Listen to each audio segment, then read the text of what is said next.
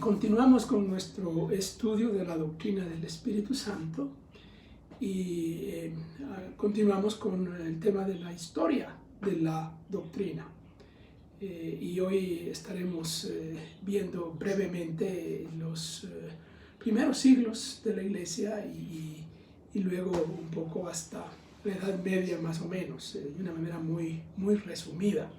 Como dijimos en el video anterior, las doctrinas todas van elaborándose y van desarrollándose a lo largo del tiempo al ritmo, diríamos, al ritmo de las controversias, al ritmo de los problemas, al ritmo de los debates dados en la historia.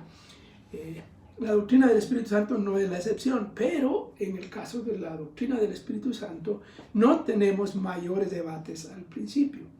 No tenemos mayores debates ni mayores problemas, mayores errores doctrinales o herejías. Sin embargo, hay algo ahí que nos indica qué era lo que la Iglesia pensaba y decía. En los primeros siglos, hablando de la Iglesia primitiva, en los primeros 4 siglos, por lo menos hasta el Concilio de Nicea en el año 325, uno puede encontrar varias cosas que hablan de la doctrina ortodoxa, es decir, la doctrina correcta del Espíritu Santo. Lo primero que aparece es lo que está en el Nuevo Testamento, que es la fórmula bautismal, que aparece varias veces en el Antiguo Testamento, que es la forma en que se usaba cuando se iniciaban los nuevos creyentes, ¿no? Y se bautizaba en el nombre del Padre, en el nombre del Hijo y del Espíritu Santo. Ahí ya aparece el Espíritu Santo como parte de la Trinidad. Y al repetir esa era la fórmula que cada creyente al bautizarse repetía, el que lo bautizaba y el creyente la repetía como su credo, como lo que él creía también. Y luego lo otro viene un poquito más adelante, que es el famoso credo de los apóstoles. Ahí en el credo de los apóstoles, por supuesto, el Espíritu Santo aparece como una de las creencias, ¿no? Creo en el Espíritu Santo, y aparece como Dios, igual que el Padre y que el Hijo. Y otros personajes de la Iglesia primitiva que hacen referencia directa al Espíritu Santo como Dios.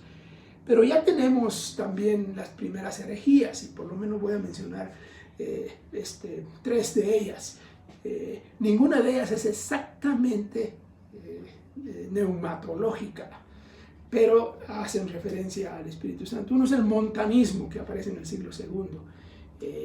El problema ahí es más bien de revelación, es más bien de la palabra de Dios, más bien tiene que ver con el tema de las Escrituras. Pero Montano indicaba que el Espíritu Santo tenía comunicación directa con él de manera especial y única, y que había una comunicación y él decía cosas, era como un oráculo de Dios, y entonces daba revelaciones y cosas. La Iglesia condenó eso porque la Iglesia entendía que las Escrituras eran la revelación de Dios y no tanto estas revelaciones. Esa fue una herejía. Otra herejía tenía que ver más bien con la Trinidad en sí. Se le conoce como modalismo, una herejía de los primeros siglos, en que se enseñaba que la Trinidad no eran 3 personas, sino 3 modos de manifestación de Dios.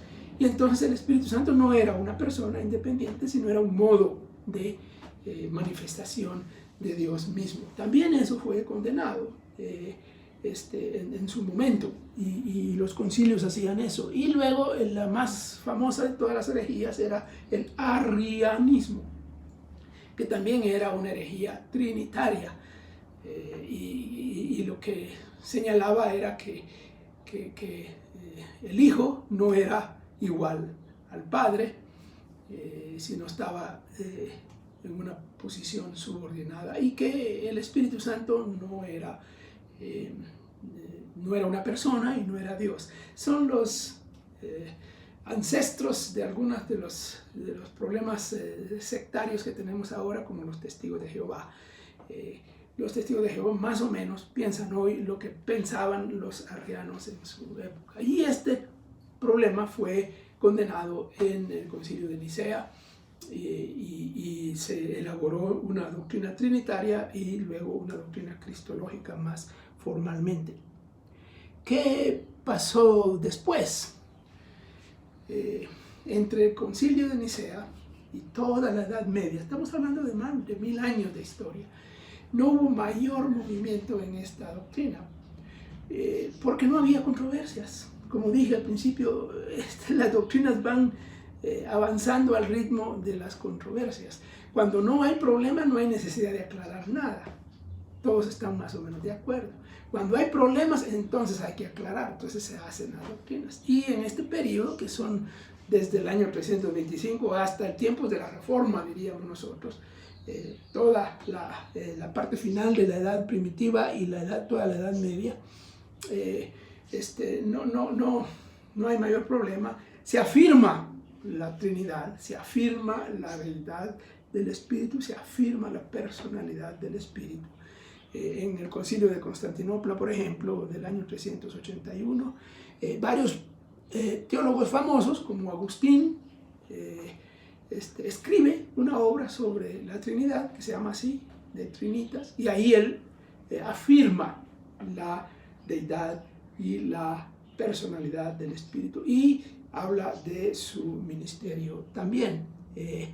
Luego aparecen problemas que no son neumatológicos, pero indirectamente lo afectan, como una controversia de Agustín con Pelagio sobre el tema de la salvación. Ahí lo que aparece es la obra del Espíritu Santo en el proceso de salvación que Agustín subraya frente a Pelagio, que decía que era más una obra propia de cada ser humano en ese proceso. Hay un problemita que se llama la cláusula del filioque, que se desarrolla. Viene de la enseñanza de Jesús en Juan sobre la procedencia del Espíritu. Jesús dice ahí en Juan 14, Juan 15, que Él envía al Padre, el Padre envía al Espíritu y Él también. El Padre y el Hijo envían al Espíritu.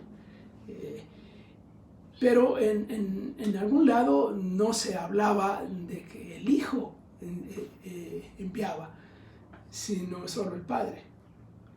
Entonces se hizo una corrección en el credo y se agregó filioque. Filioque significa y del Hijo.